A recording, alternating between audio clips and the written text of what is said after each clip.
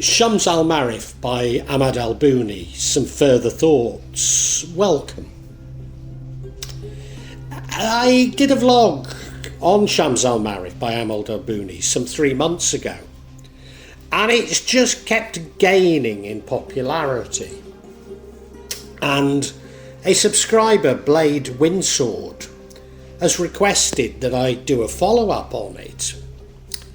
And now, I did in my original vlog explain that my Arabic is rudimentary, so I don't consider myself an expert on Shams al-Marif. However, when I did that first vlog, there were quite a few things that I hinted at based on my knowledge, and I thought it might be useful to take some of those things a little bit further. Now, I am taking some of these things further based on my personal thoughts, rather than coming directly from Shams al-Marif.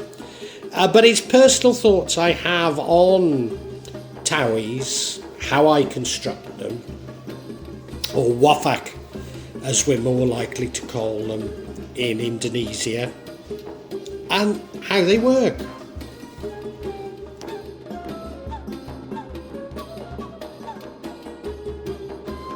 Well, the main focus of Shams al-Marif is about the creation of magic squares. So these are a two-dimensional matrix containing numbers in which the vertical, horizontal and indeed diagonal all add up to the same number. So a magic square remains magic when its numbers are multiplied by a constant. A magic square remains magic when a constant is added or subtracted to its numbers, or if its numbers are subtracted from a constant. In particular, if every element in a normal magic square is subtracted by n squared plus 1, we obtain the complement of the original square. So the smallest possible magic square, I suppose, is a 1 by 1, but can you really call that a magical square? I mean, I think the technical name, even in mathematics, is that it's trivial. So the actual smallest is a 3 by 3. Why is that? Well, actually, the thing won't work if it's a 2 by 2. But interestingly, nor does it work if it's 4 by 4. From then on, you can keep going. And from then on, it seemingly gets more and more complicated. Although often in Shams al-Marif, for example, some of these larger squares are simply nests of smaller squares. And that was fairly typical in the sort of Arab Islamic construction of these magic squares. The constant that is the sum of any row or column or diagonal is called the magic constant, or the magic sum, which is denoted as m. So every normal magic square has a constant depending on the order of n, calculated by the formula m equals n times n squared plus 1 all over 2. Ahmad Al Buni describes a number of bordering techniques for calculating squares of different sizes. Now, one of the main ones for doing this is, I never really played video games, but there was a video game, it might have been, was it called Pong or Ping or tennis or, I don't know, anyway. But you used to knock this ball around, and then if it went off to the right, it suddenly appeared on the left, or if it went out at the top, it appeared at the bottom. And many of these bordering techniques are a little bit like that. So it's almost like the two-dimensional matrix becomes three-dimensional, or at least somewhat. But Shams al-Marif also contains Latin squares in which an array, n times n, is filled with n different symbols, each occurring exactly once in each row and exactly once in each column. But they don't have to add up diagonally. So you could use 2 by 2 squares in constructing these Latin squares. although they wouldn't be very interesting, would they? But certainly quite common, are 4x4 squares. But you can use the principle of Latin squares with any size. So you can also place letters and names within Latin squares. Latin squares can also be rectangular, and indeed in Shams al-Ma'arif there are illustrations of Tonkat Musa, or Moses' stick, which is believed to have significant magical powers within Islam. In the main, Shams al-Ma'arif contains squares with numerals which spell out the 99 names of Allah, or letters which spell out these names, and even the names themselves. And now, as I said in the last vlog, it is true in Shams al-Ma'arif, a few do spell out the names of jinn, but because we can't be certain that all of Shams al-Ma'arif was written by Ahmad Al Buni himself, we can't necessarily attribute these parts to Ahmad Al Buni. Shams al-Ma'arif also contains squares related to the elementals, and this was developed further in the West by Paracelsus and Agrippa, and indeed others, to include all the 7 planets. Hence the term squares of Saturn, which you may have heard.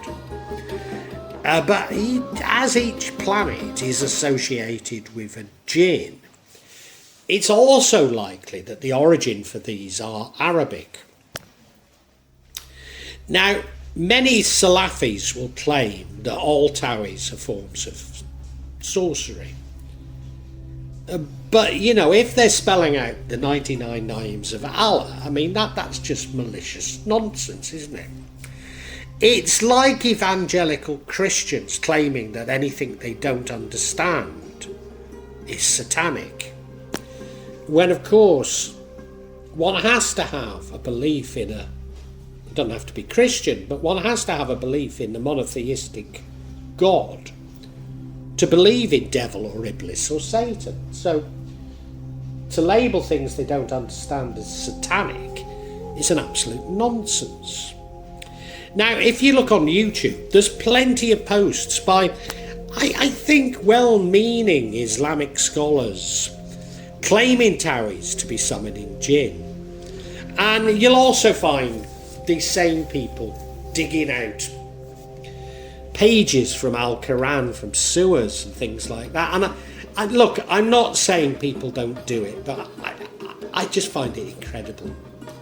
It's a form of Muslim satanic panic. And indeed, it goes further. Some of these even show sajadas, prayer mats, and the patterns on them, which of course we use patterns because of many of us, well, not all Muslims, but many Muslims don't like to represent people. So there's patterns on these prayer mats, and they claim that these patterns are jinn. Now, I don't want to categorically say that Tawis never contain the names of jinn, aren't ever used for summoning jinn, that nobody ever puts pages from Al-Quran in a surah, or that maybe some sajada do have representations of jinn on them. No, I'm not claiming that, but I'm claiming that this stuff you'll find on YouTube, it's the equivalent to satanic panic. And of course, in doing so, they're sort of attacking the beliefs or being disrespectful to the beliefs of Sufi Muslims, etc., etc. And frankly, I don't understand anybody who believes they have a religious conviction who thinks that it's right to be disrespectful of another's belief, particularly when these are the very people who are the most sensitive when allegedly people criticise or are disrespectful to their beliefs.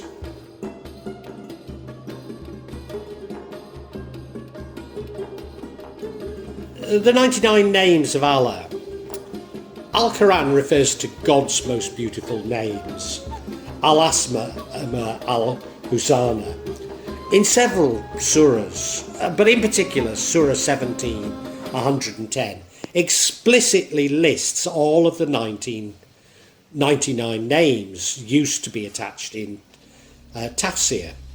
And for example, I'm only going to list a few, but these include Al-Malik, the King, Lord, Sovereign, Dominion or Master. Al-Rahman, the Beneficent, all compassionate, most gracious. Al-Wahid, the unique, the single. Now, Ibn Arabi, who you know I've got a lot of time for, suggests that the 99 names are outward signs of the universe's inner mysteries. There is a tradition in Sufism that the 99 names of Allah point to a mystical, most supreme and superior name, Ismul al-ḥusmāʼ, the greatest name of God. It is said to be the one which he is called by, prayed to. Then he will answer it. For Sufis, Allah names are the very stuff of creation, as well as the means by which Allah sustains it.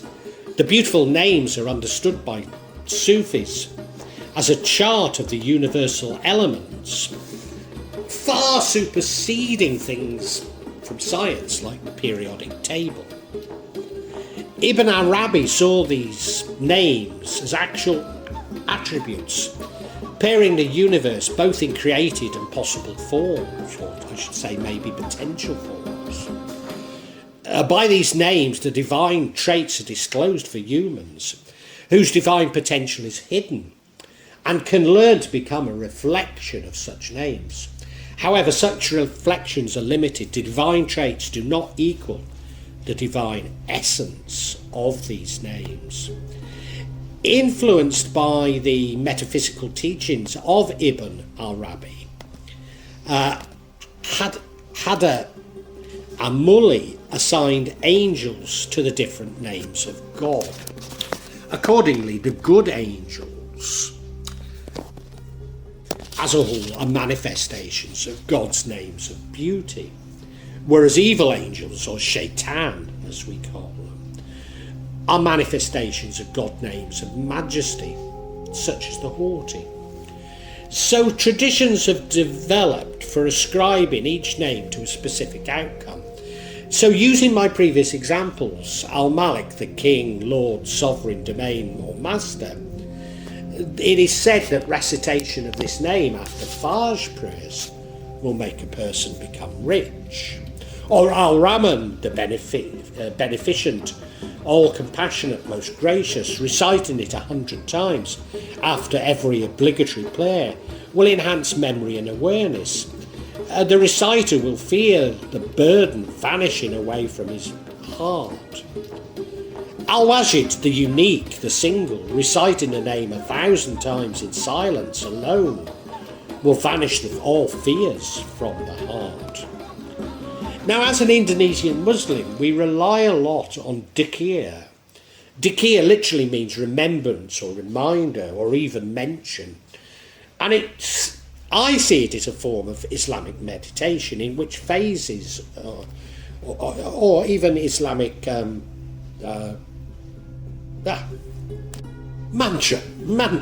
Islamic mantra, in which these phases or phrases or prayers are repeatedly chanted in order to remember God, but it also sends us into this sort of trance-like state. They can be counted, as I do, on a set of prayer beads we call a tasbih, or through the fingers of a hand. So you may see Muslims doing strange things with their fingers when they're seated and praying, and that's exactly what it is. The contents of these prayers do include the 99 names of Allah. I mean, they also include dua, prayers of supplication, taken from the Hadith or the Quran. What do I believe? Well, I definitely believe in the power of ritual and repetition. So therefore, I do believe, and I do indeed do pray 5 times a day, and I believe that's powerful. And I did mention a mantra, but it's more than simply a mantra. But it's a mantra which brings us towards meditation. And it being a mantra is certainly a part of it. I also believe that a deity's power comes from the sum total of the divination given to it. Of course, I am a monotheist, so when I use the word deity, I'm not meaning the creator. But what I'm saying is that everything that people have deified, if they pray to it, then the power of it is the sum total of the amount of prayers that have been given to it. I also, and this is going to become important in the next section, that crystals do contain the coding of the universe. However, what I would say is, am I certain that this coding is in Arabic or in Arabic numerals? And does it spell out the names of Allah? Well, I have to say, I strongly suspect that we're merely playing around with concepts. You could say playing around with magic, or you could see it as science. But we're playing around with things we find it impossible to fully comprehend. And I suppose this does give credence to the Salafis' claim that this is sorcery. But then if we follow this logic, then we would have to claim that so much of what we call science is also sorcery. Now, surprisingly, given most of my views, I do have some sympathy with this, as I believe that we should submit to God and the universe, rather than attempt to control it through magic or science. Now, I'm not saying don't you ever use science, don't ever use magic. But I'm saying we have to be mindful of trying to impose our will on the world or on God. And like I say, this may seem strange to you and seem as though it runs counter to much else that I argue. But it is something that I see as almost a regulator, if you like, of my actions. So therefore something I consider and incorporate within my daily jihad.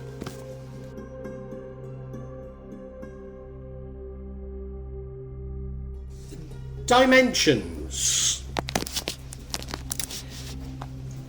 A magic square, or a Latin square, of course, is only 2-dimensional.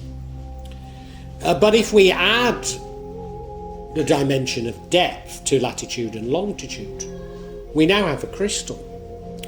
So in Indonesia, we believe that we can trap jinn or hoodoo within a precious or semi-precious stone. And now I believe this comes from the animistic tradition, that everything is a consciousness. Although I don't really accept the sort of New Age view of crystals. But of course, the alternative is that this could be an extension of Taoism, the magical square tradition. But do we stop at 3 dimensions, as most of us are able to conceive as a 4th dimension, a temporal dimension, i.e. time? But even the 4th dimension is simply us limiting ourselves to what we can comprehend. In other words, there could be an infinite number of dimensions. Although I've heard it argued that there are only 10, I cannot honestly remember why.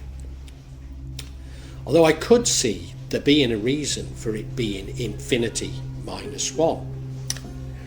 And now, a single dimensional entity can be seen in 2 dimensions. In other words, a point can be seen in terms of latitude and longitude. A 2-dimensional entity can be seen in 3 dimensions, i.e. a line can be seen in terms of surface or depth, whereas a 3-dimensional entity can be seen in 4 dimensions, i.e. an object is located temporally. Likewise, a 4-dimensional object, a 3-dimensional object, or a 2-dimensional object can be seen in lower dimensions if missing what is really critical information about it. So in 1 dimensions, all of these simply become a dot. So at least theoretically, therefore, entities from other dimensions can be seen in our 3 and 4-dimensional world. Now I'm going to repeat this because it's really important. Theoretically, therefore, entities from other dimensions can be seen in our 3 or 4-dimensional world. Now, what are these entities? Well, could these be what we call jinns, spirits, or the myriad of other paranormal explanations, unicorns if you like? And I have to say, I suspect this is very likely. Now, I do see some of these entities. In particular, I see ghosts. Not often, not always, but I do see them. And only last night, I saw a white swirl type light. No idea what it was, but I suspect it was an entity with more dimensions than 4, and all I could see was this shifting light.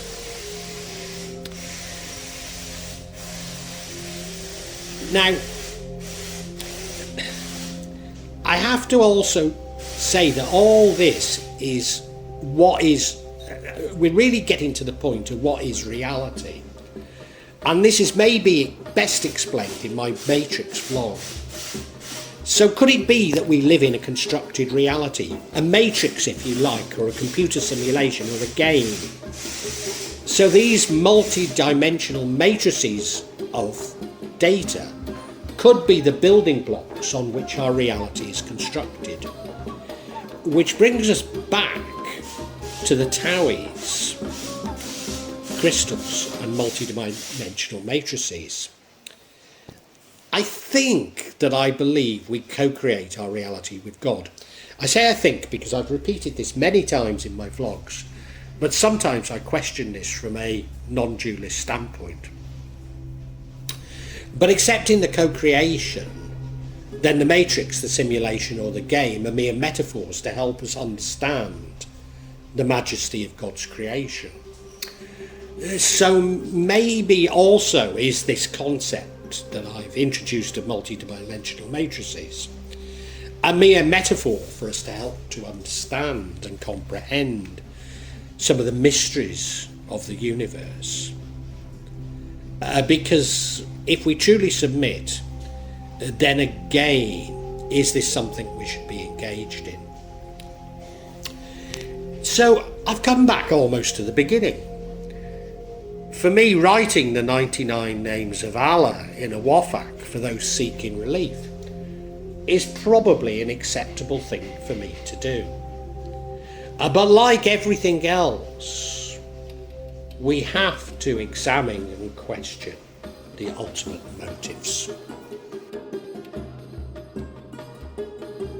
Well, I really hope you've enjoyed this vlog, and if you have, can you help me out a little?